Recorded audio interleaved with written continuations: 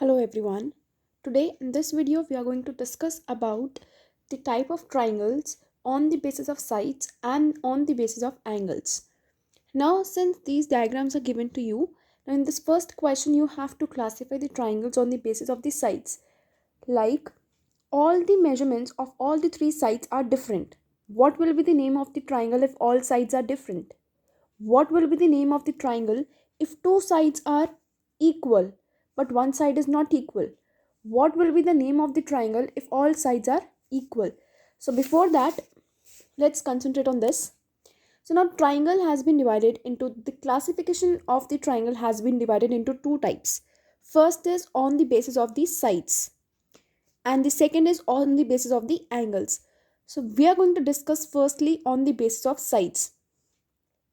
Now, in a triangle, when all the sides are different, that is called as the scalene triangle. If I'm having this triangle, the measurement is 2 centimeters, one side is 3 centimeters, and the other is 4 centimeters. You can see that all the sides are different. When all sides are different, they are called as the scalene triangle. Next is isosceles triangle. Isosceles triangle means in which two sides are equal. I'm making a triangle like this. This is 5 centimeters, this is 5 centimeters, and this is 4 centimeters. Now you can clearly see that in this, two sides are equal. When two sides are equal, we call it as the isosceles triangle. The last is equilateral triangle. Equilateral triangle means the triangle in which all the sides are equal. Now this is a triangle. This is of 4 centimeters if I am going to measure them, and I am saying all the sides are equal. This is also 4 centimeters, this is also 4 centimeters. When all the sides are equal, they are called as the equilateral triangle. Now on the basis of this, let's do question number 1, and question number 1 we will be doing in the notebook. So this is the question. Classify each of these triangles on the basis of their sides. Now on the basis of their sides, this triangle is given, and when triangle is given, we are going to look at the values, the measurements of the sides. This is 7, this is 6, and this is 5. All the measurements are not equal, so that means this is going to be a scalene triangle. Let's do B part. Again, in this all the measurements are not equal. All sides are different. That means it is going to be a scalene triangle. C part. In this, one side is 5, other is also 5. Now in this triangle, I can see that two sides are equal. When two sides are equal and one is not equal, then that means it is going to be isosceles triangle. Two sides equal means isosceles triangle. Next is all the sides are equal. This also, and the third one also. All the sides are equal and they are of 5 centimeters. When there are 5 centimeters, all sides are equal. It is going to be called as an equilateral triangle. So this question number 1 was to classify the triangle on the basis of the sides. So I have explained you that on the basis of sides, we have these three different triangles, namely scalene, isosceles, and then equilateral. Okay. Now question number 2 is classify the type of triangles based on the angles. Now on the basis of angles, let us do this. On the basis of angle, we have again the categories. The first one is if the angle is between 0 to 90. If all the angles in a triangle, like for example, I have drawn this triangle, and in this triangle all are acute, all the angles are less than 90, then that is going to be called as an acute angle triangle. But this sum has to be 180. Okay, all the angles should be acute, then I'm going to call it as the acute angle triangle. And acute means the angles should be between 0 and 90. Next is obtuse angle. We have done this in the previous exercise also. I have explained this in the previous lecture that the angles which are between 90 and 180, they are called as the obtuse angle. Okay, and we are going to talk about the obtuse angle triangle. We are going to talk about in the triangle, if you will find any one angle which is more than 90, any one, like I have drawn this and this is 120. Even if a single angle is more than 90 degree, that angle is going to be called as the obtuse angle triangle. In this acute, all the angles should be acute. In obtuse, single angle should be more than 90 but less than 180. And in this, the third one, which is right angle triangle, one angle should be 90 degree. This should be 90 degree. Okay, so these are the types. Now let us do this question number 2 in the notebook. Let us see. Question number 2 is first one. Now this is the triangle given to you and these are the measurements given to you. Okay, you can see that all of these are acute. They all are less than 90. So I'll be calling it as acute angled triangle. Next is 114. They have not given these two, but only one is given. And I have told you, when angle 1 is also given, which is more than 90 and less than 180, that means it is going to be an obtuse angled triangle. The rest two which are not given, they are going to be acute. But if one is obtuse, it will be obtuse angle triangle. Next, 80, 40, 60. All are less than 90. So this is going to be acute angled triangle. B part. One angle is 90 degree.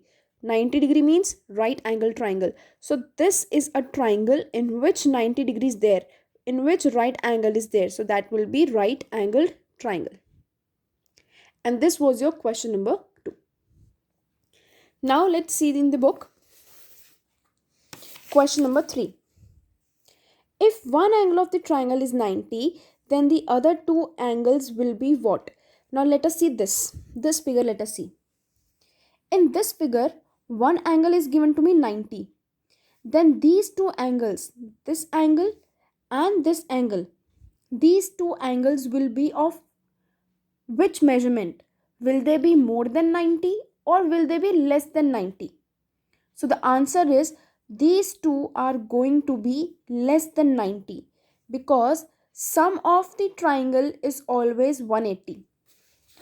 Okay, I am taking three angles, angle N, angle 90 degree which was given to us, which was O, angle O plus angle P, and the sum is going to be 180 degree of these three.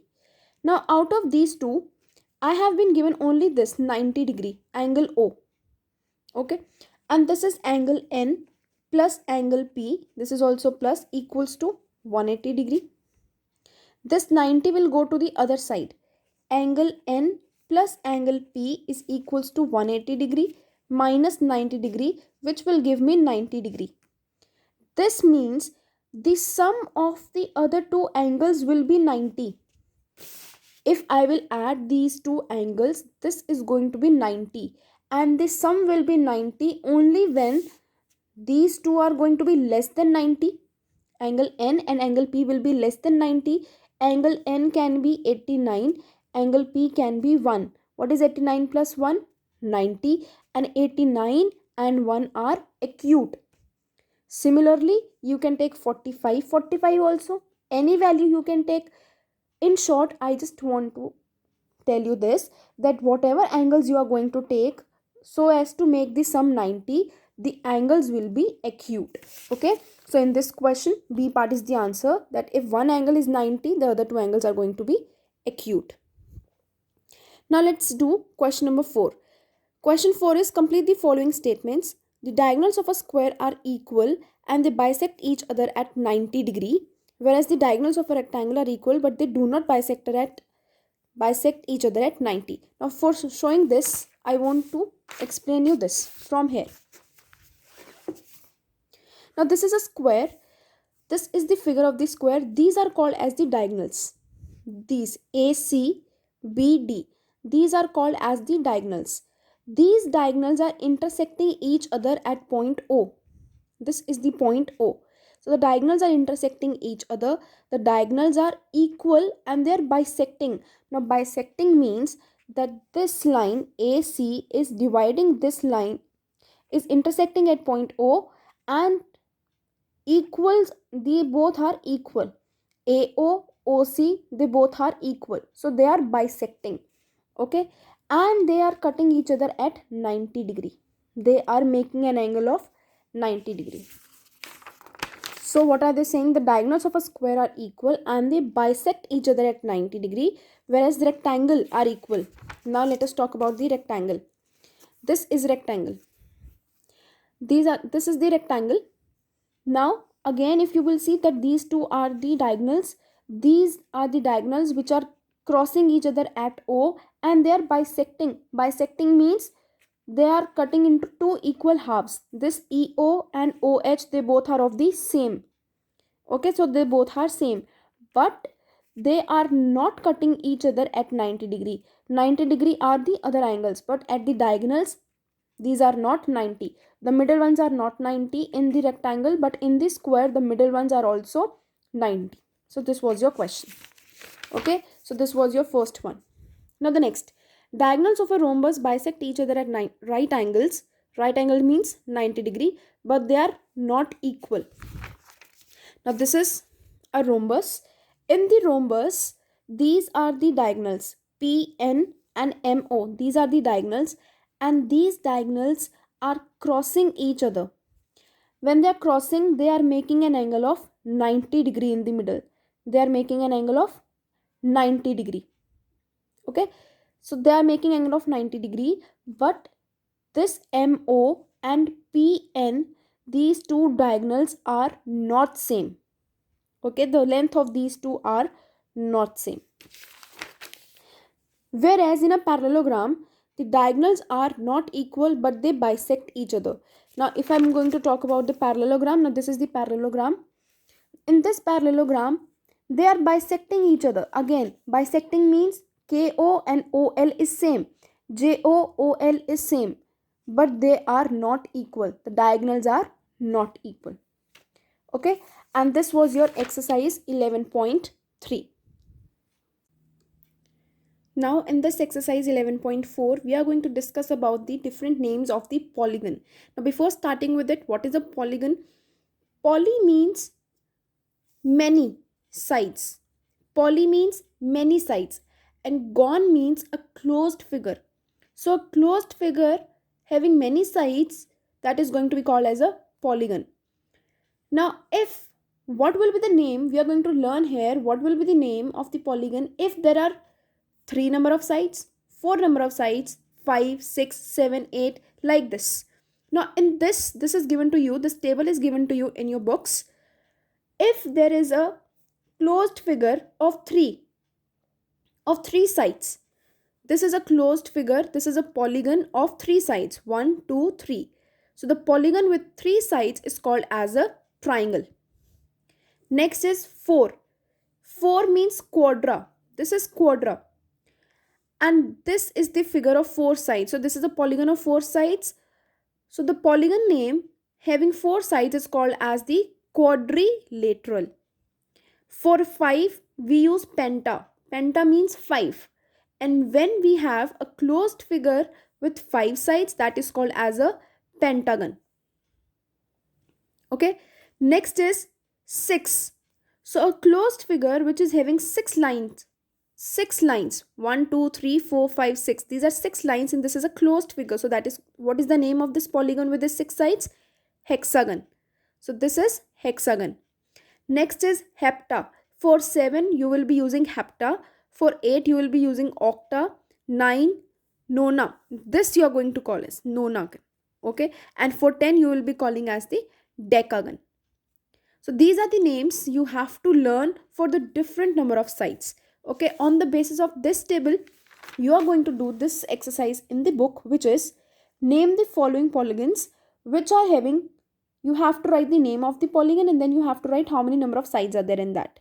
Firstly, you are going to count 1, 2, 3. 3 sides are there. And what is the name of the polygon with 3 sides? Triangle. Okay, next 1, 2, 3, 4. 4 sides are there, so write here 4. And what is the name of the polygon with 4 sides? Quadrilateral. Next 1, 2, 3, 4, 5, 6, 7. How many sides are there? 7. And the name of the polygon with 7 sides is heptagon. Similarly, the next one. You will count the number of sides 1, 2, 3, 4, 5. This complete is a closed figure of 5 sides. 1, 2, 3, 4, 5. For 5, the name is pentagon.